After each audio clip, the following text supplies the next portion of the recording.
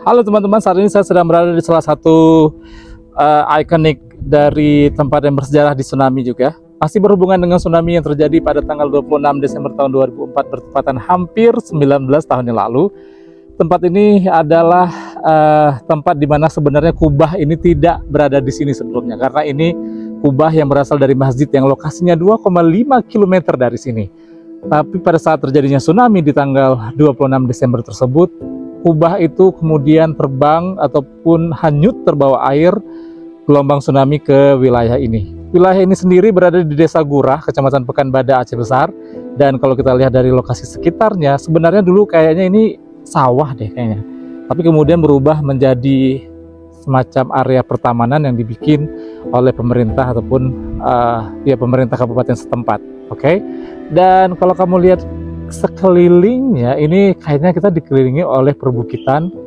Kita bisa lihat perbukitan ada di sana, dan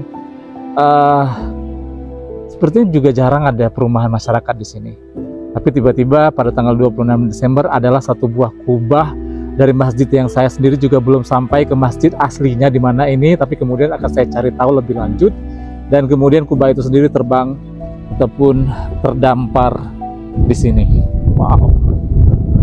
Ini adalah bukti ataupun tanda kekuasaan Allah dan bagaimana kuatnya gelombang tsunami pada saat itu, sampai kubah sebesar ini pun bisa terbawa sampai kemari. Oke, kita mengelilingi kubah jadinya ini. Kayak tawaf aja. Tapi yang jelas kalau kita lihat ataupun kita masuk sedikit ke sini, ini seperti inilah bentuk kubah dalamnya.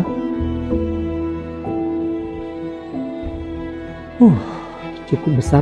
Saya juga nggak tahu apakah naik ke sini akan aman atau enggak. Saya khawatir malah anjlok, jadi saya tidak berinisiatif untuk masuk ke dalam karena agak-agak ngeri.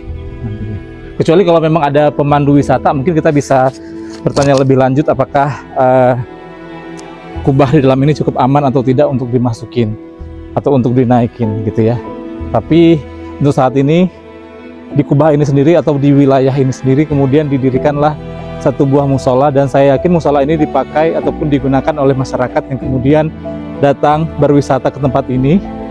Kemudian mereka mungkin jika ingin sholat, mereka bisa menggunakan musola yang ini.